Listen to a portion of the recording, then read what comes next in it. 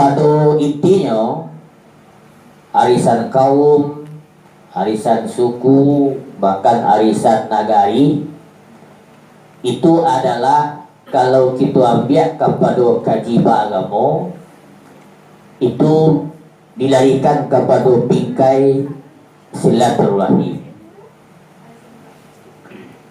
Kenapa silaturahim? Kerana dek kita pakai bahasa awak kan julo-julo mana barisan. Anan julo-julo ko ako lah anan tu dia buat dia julo-julo ko. Arti julo-julo tu Pak. Bahasa Indonesia apa tu? Jula-jula. Bahasa awak anak tolong-tolongan. Dak julo tu apa tu julo? Tak ya. Tolong-tolongan. Ya, sama dengan istilah ke orang. Jarak sepadi ke orang.